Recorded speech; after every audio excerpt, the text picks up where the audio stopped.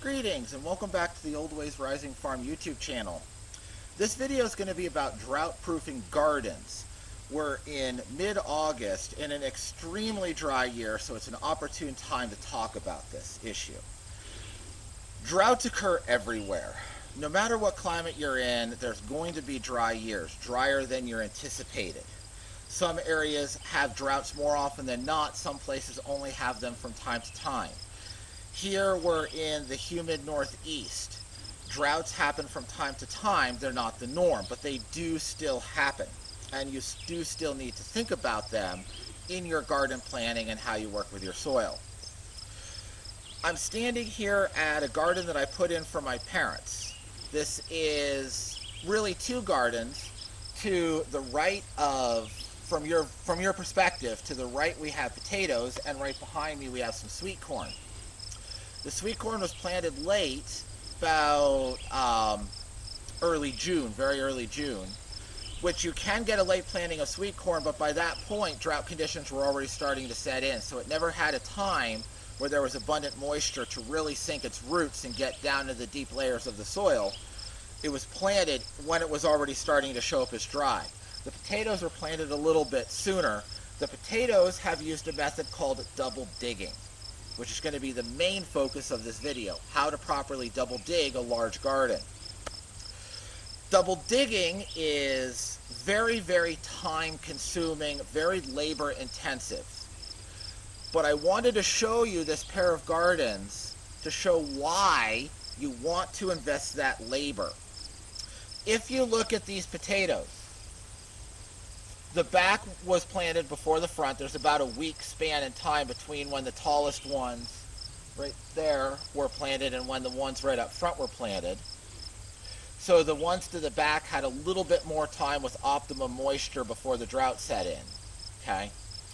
But all of them are doing reasonably well. They're starting to show signs of water stress with the edges of the leaves getting some brown and crinkly on them. But overall, they're thriving as plants. The corn is another story. The corn was not double dug. This was rototilled, it was limed, and I put some conventional fertilizer on it. Okay, so this is just a flat garden right in the native soil without amendment. And if you look at it, the corn, even in the flat garden, that's right up against the potatoes, is benefiting from the double digging it's adjacent to. Okay? Whereas the corn that's out here, this poor little guy's trying to tassel when he's only a foot tall. So you can see a gradient. The closer to the double dug region, the better off it is. The farther away from the double dug region, the more it's suffering from the drought. Now, this will not drought-proof a garden forever. If you're in Arizona and you have a 3-year-long drought, no amount of soil prep is going to store enough moisture for your plants to survive. But what it can do is take organic matter, and the double digging method is based on digging a trench, filling the bottom with organic matter, mixing it in, and then adding more and more organic material as you fill up the trench. I'll show you here in a second how to do that. But getting that organic matter really deep, it introduces nutrients, which is good, and good in all conditions. But most importantly, in a dry year, that organic material interacts with the other soil components in such a way that large amounts of water are stored. So it lets us take the winter precipitation, the snow melt, and store many, many gallons of that water right in the soil where the plant roots are going to be. That's the biggest advantage. If you have optimum weather conditions, you can still usually see a difference between a well-established double-dug garden and one that's flat planted, but it won't be nearly as stark as what I'm showing you here today. Okay? There is also a point at which the drought has gone on so long, even a double-dug garden will start to suffer. Our potatoes on our home farm, the ones that I filmed planting this spring, don't look nearly as good as these. Mine are pretty strubly looking. So here at my family's place, they're at about a 3.5-inch water deficit. Up in New York, we're at about a 4.5-inch water deficit, and our soils are better drained than these soils. So my potatoes are at the point where the drought has gone on so far that it's starting to overcome the advantages of the double digging. But these have not, and they're still thriving. So I wanted to show you this juxtaposition and why it's worth the effort that it takes to do a double dug garden. Just to reinforce the point a little bit further, I wanted to take you to this view of the potatoes. These are the more recently planted potatoes that when it was just kind of edging into the dry pattern. There's the potatoes that were planted earliest when it was at its wettest. And you can see that those potatoes are pretty close to as tall as the corn, which should not be true in August. We're back on our home farm in a new corner of garden that we're still working on preparing. We got the fence up last year. I got a couple tomato plants planted back here, but they were planted late. The drought was already in progress and they didn't take real well because this hasn't been double dug. I was just trying to get a few things in quickly. The soil that I'm standing on, last year when we put the fence up, we did a little bit of mulching and cover cropping to try and get it ready, but we ran out of time this spring to really get it prepped properly, and this did not get planted this year just as a function of running out of time.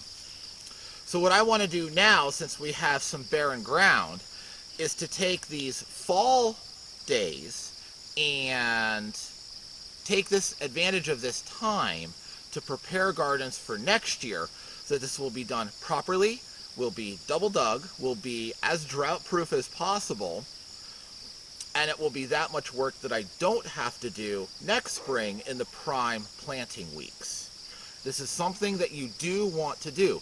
Anytime you have the opportunity to do some prep work in late summer, fall, early winter, you have 3 months where you're starting to pull things out of the ground, you're starting to come up with bare ground, it's not frozen yet, so you have a window of opportunity to save yourself work for the following spring.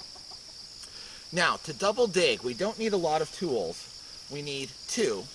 We need Mr. Shovel, okay? Shovels are for moving loose dirt, not for making loose dirt. So we need something for making loose dirt. I like to use a digging bar for this. You can also use a pick. That's totally fine. But you will save effort in the long run using a heavy bar or a pick to loosen the soil rather than trying to, break your back prying it loose with a shovel. And we are dry, so this is concrete that I'm standing on. So let's get into it. Okay, it's a new day. I spent about 6 hours or so doing the whole first half, the hardest part of the double digging process in the ground you see behind me. We filmed it all. I got inside, downloaded the film, and all the videos were corrupted. So, I'm going to do a small-scale demo to show you what happened behind me, and then we'll take that all the way to fruition. Now, the first step in double digging is we've got to get under the sod. So I'm going to remove that chunk of sod. I already pulled that up with the shovel. I'm going to take the digging bar or the pickaxe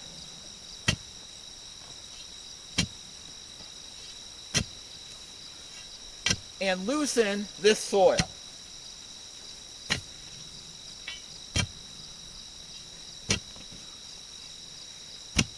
There are some plants behind me, so I'm being careful where I step. We're going to pull this loose soil out.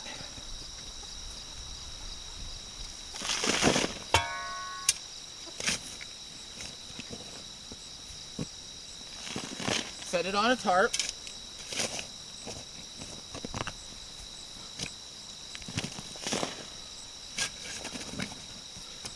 And this is where the hardest work takes place. Is digging this out like this. Okay,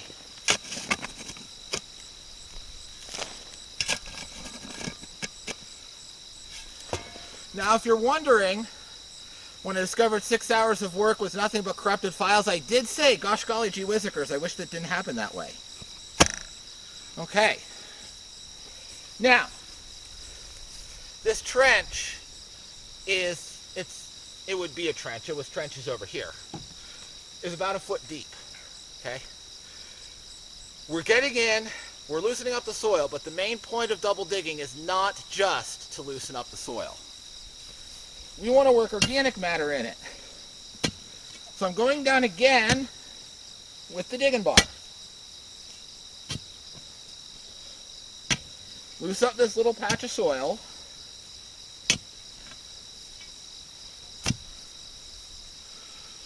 And now I'm going to come with some compost.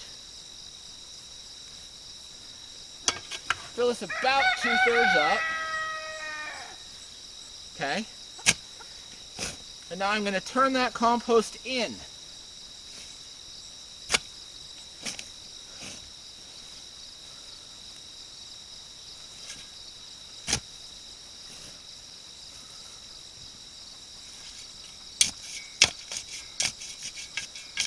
To mix it in. So now we have the organic matter mixed in with that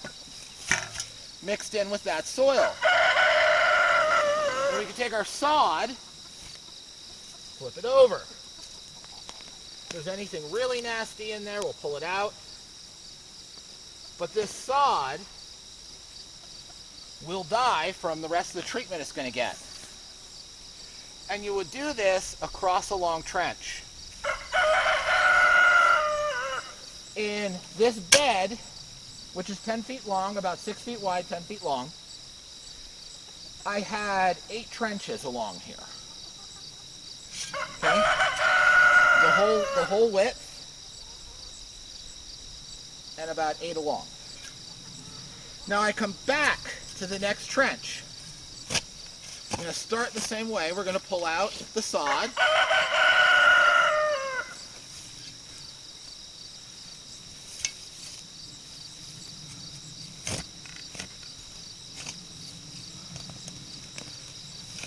In this bed, I did mulch heavily this spring, so it's not quite as tight a lump of sod as that was. Planted some turnips in here. I planted them late, right at the beginning of the drought, and they didn't germinate well. This was kind of a casualty area. But I have a couple in there that I don't want to squish. Okay? Rinse and repeat. Only this time, the loose soil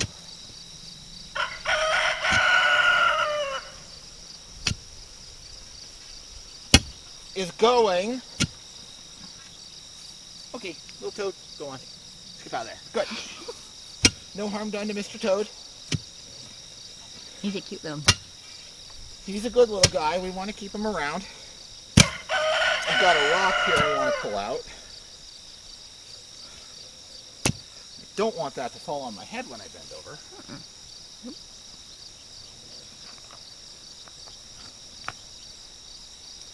If I hit a really large rock like this, I will pull it out. Little stuff like this doesn't matter. That can stay there. Roots will go right around it. You want some aggregate in your soil.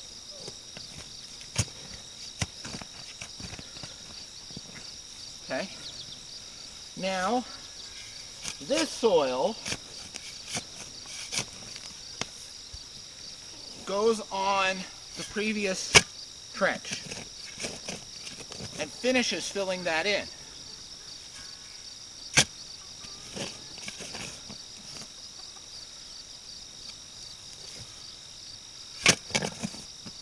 Okay. So I've excavated trench number 2.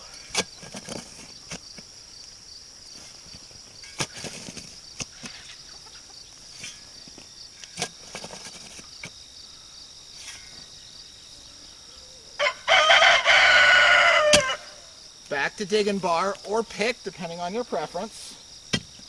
Loosen this up again.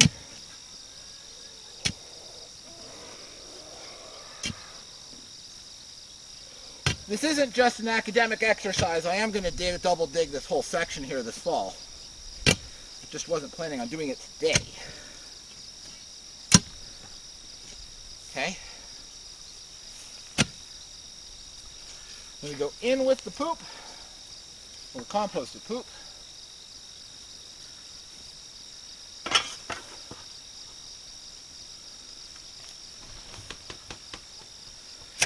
Mix it.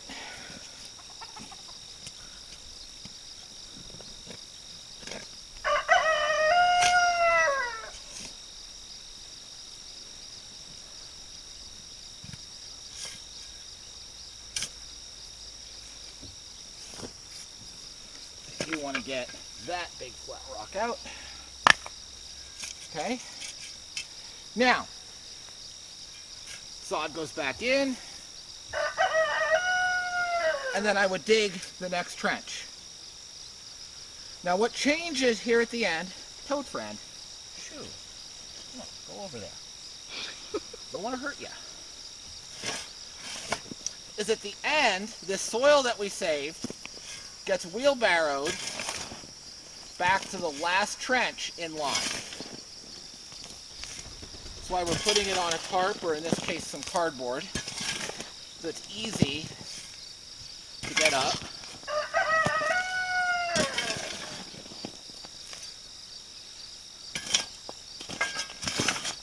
So all this dirt gets used.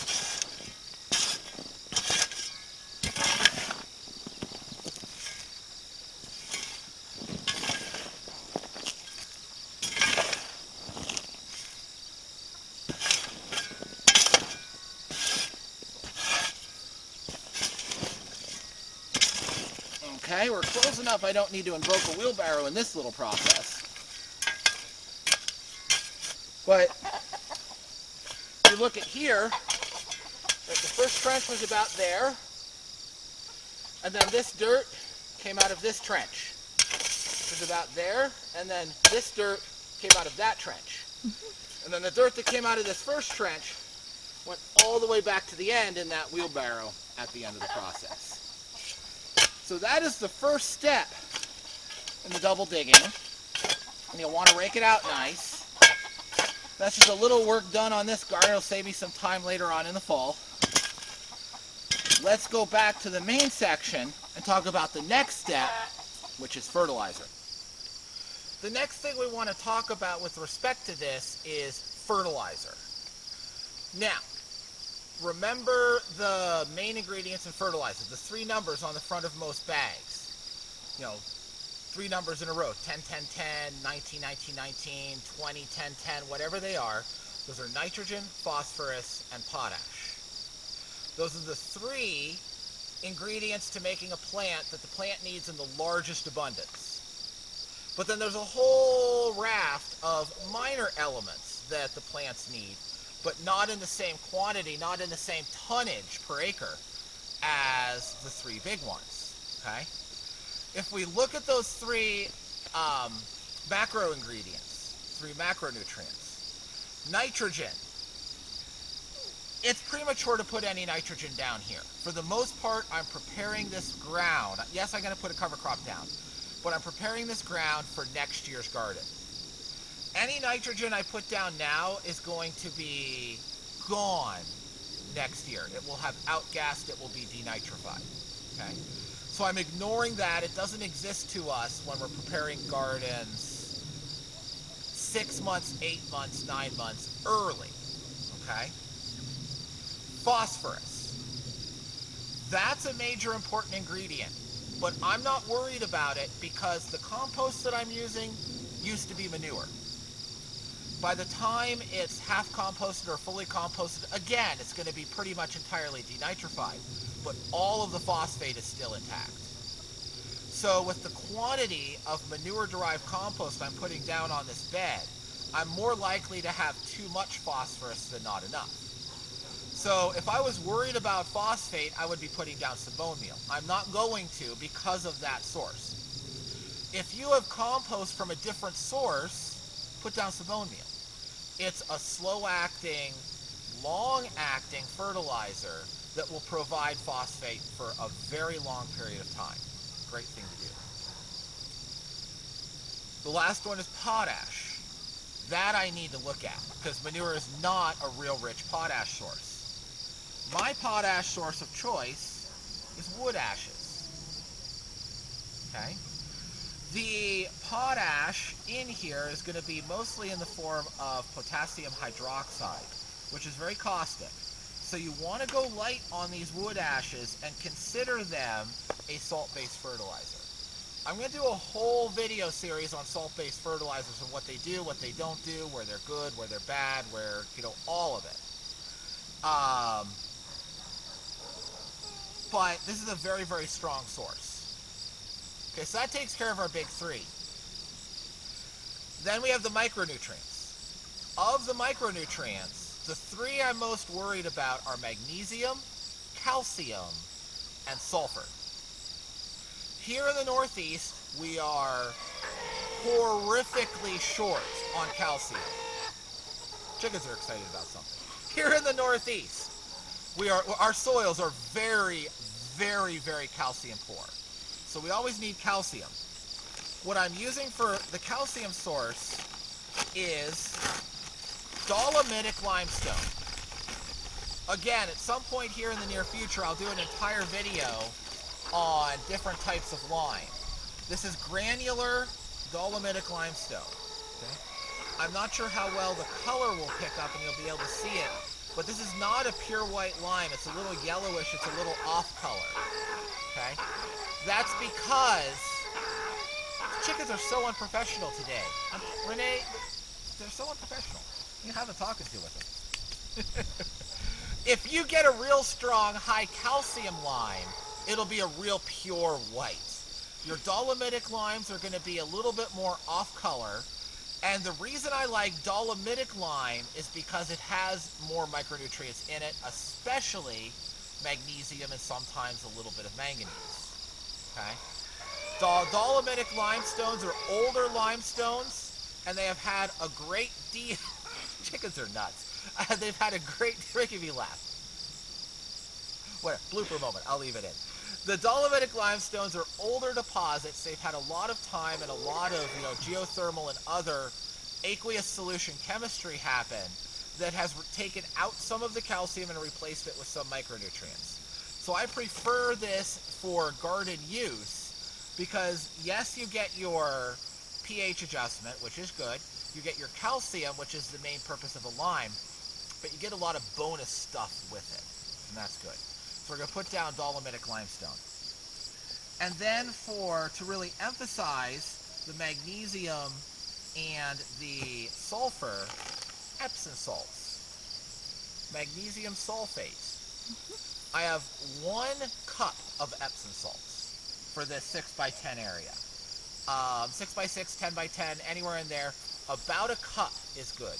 Don't do more than that. This is a salt. If you put too much of this down, you will burn out your plants. Okay? If you put a little bit, you're boosting the micronutrients. But remember, the first part of micronutrients is in fact the word micro. You don't need a lot of it. Okay? But this will give us a little bit more quick-acting magnesium. This is a slow-acting magnesium. And it will give us the sulfur input. And all of these things will stay in the soil for an extended period of time, so it's just fine to apply them early. Okay, so that's what we're putting down. I'm going to clear my area, and then I'll show you actually putting it down. Putting down this fertilizer is just a function of scattering.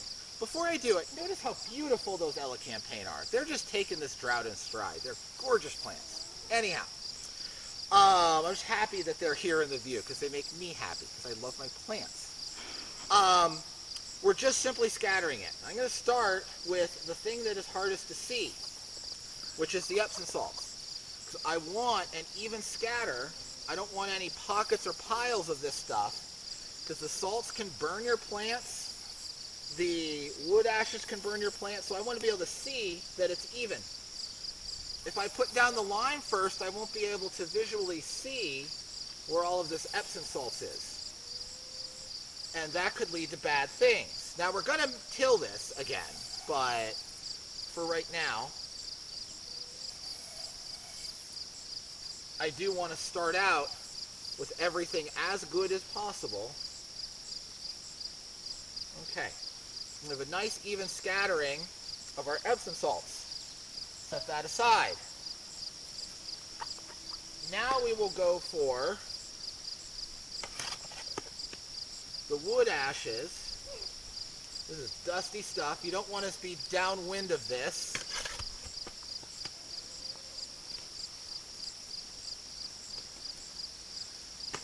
And while this is caustic, while the potash, the potassium hydroxide, is a caustic material, it's really a very small percentage of the overall wood ash content.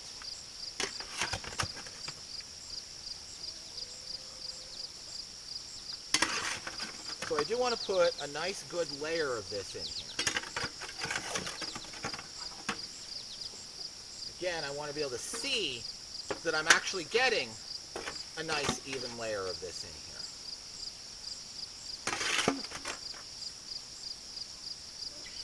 Kind of miss that corner a little bit. We'll put that last bit over there. Cool. Now for the lime.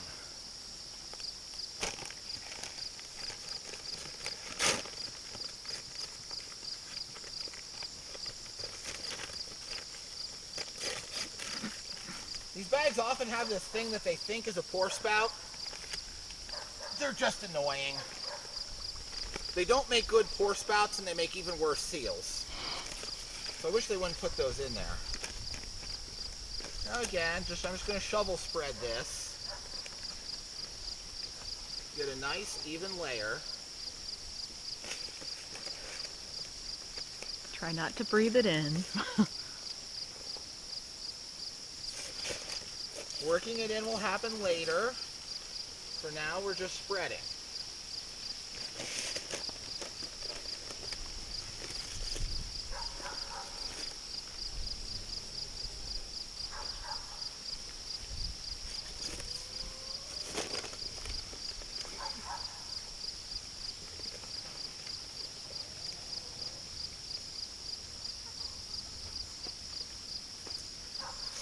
This isn't quite as fluffy as the ash is. This is going to be a little bit more clumpy, but again, we're going to be shovel tilling all of this another time before we're done.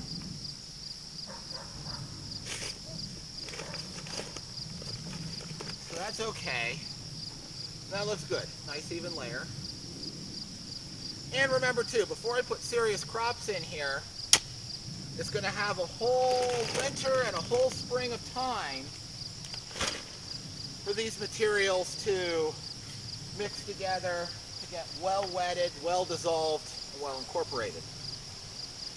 Now, on top of this, the soil at the top here, before I get down to the sod, about 4 inches or so. Okay? So I want that to end up half and half compost. So I'm going to come on top and add an even 4-inch-ish layer of this compost. It's composted castall bedding.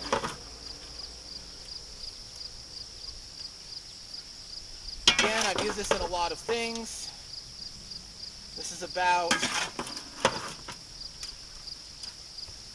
half and half sawdust and cow manure. Compost real nicely. It's got a lot of fertility. Makes a great soil amendment. And the presence of the sawdust does a good job of moderating the nitrogen content. And the presence of the manure helps overcome the sawdust's inherent recalcitrance against composting.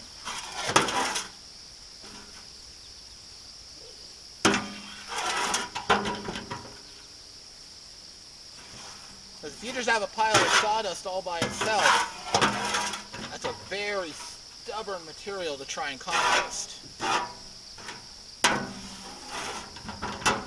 Okay, so there's where we are with that one wheelbarrow of manure.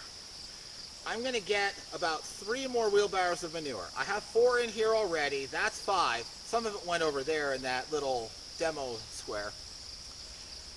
This is wheelbarrow number 5. I'm going to have at least 3 more in here. Okay?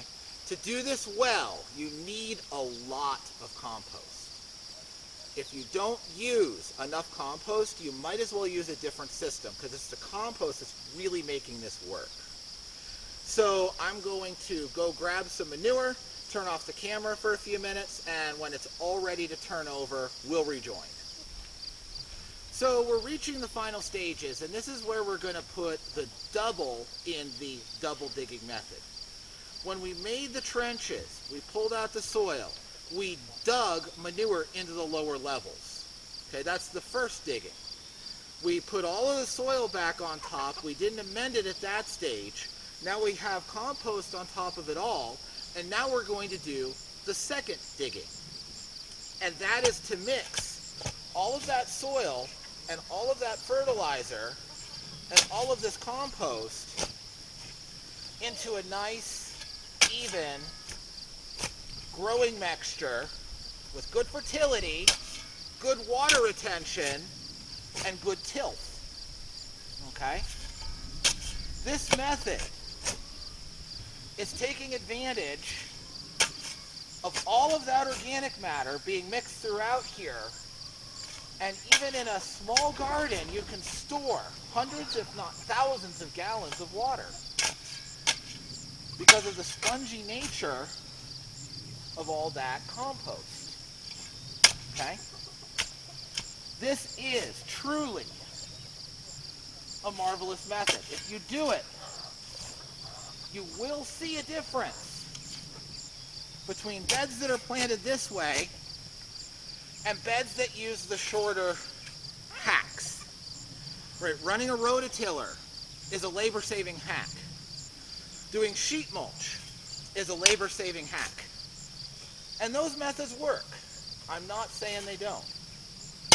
But if you compare them to a properly double-dug garden, especially in a year of weather extremes, there's no comparison. The primary critique that people have of double digging as a method is that they don't have time or the ability to do the labor. And there's no way around it. This is a labor-intensive method. There's really no way to mechanize it. So, a lot of people will say, I don't have time to do something like that. Or I don't have the joints to do something like that.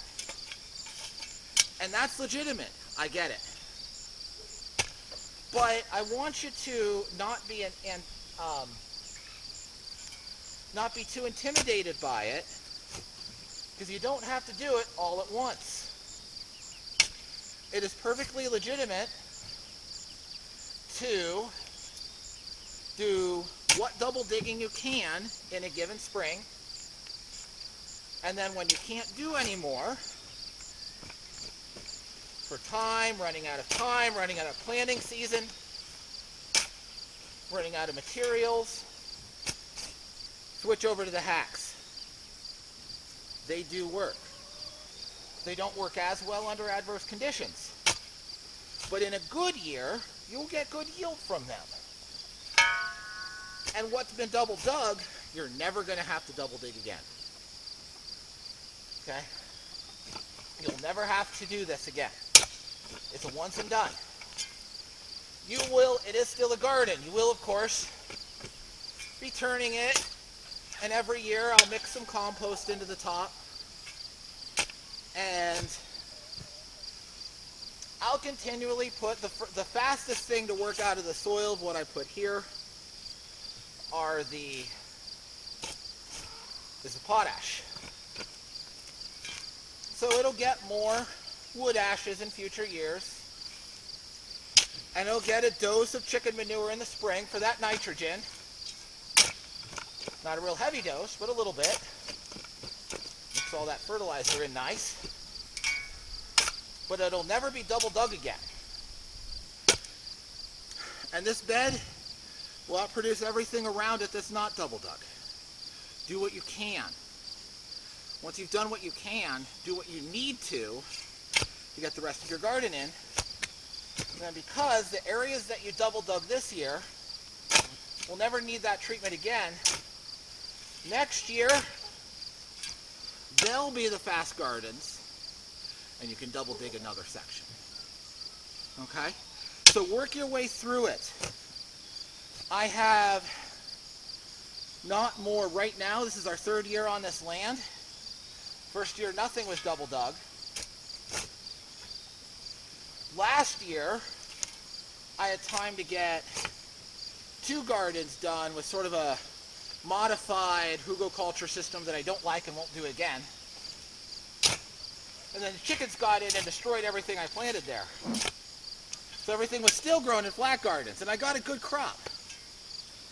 This year we have a major drought, and I have several gardens that I got double dug this spring.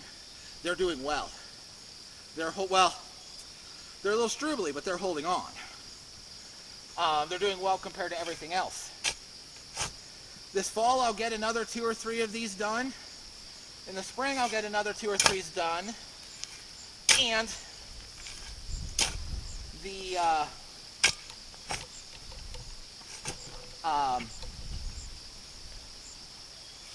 the ones that are already done this year won't need done next year. So by this time next year, probably a third of my gardens will be double dug. 3 years, 4 years from now, they'll all be double dug. And my gardening labor will be an eighth of what it is in the establishment phase. That's just part of it. So there is an element in gardening of suck it up buttercup, because it just takes work. You don't have to do all that work all at once. You can straggle it out. And every year your gardens will get better. Having good, consistently productive, well-established gardens takes about a decade. Don't let anybody tell you otherwise. Yes, if you're independently wealthy, you can just build a large number of raised beds and buy soil in and have instant success. But that's not most people. Doing it this way, the more gentle, sure approaches, takes time and it takes labor. But you'll get there. I promise if you stick with it, you'll get there, and every year will be better than the previous. There'll be a catastrophic drought now and then, but that won't be every year. Okay? You can see what we're coming up with. Real nice, loose seed bed. The last thing I want to mention here is finding materials. I'm out of breath. So I'm going to stop doing this for a second. Lean on my shovel. Talk about finding materials. When you're new in a place, you need to start talking to farmers. Some farmers don't store manure in a way that's going to be readily accessible to you. They'll use liquid pits or things like that. That's okay.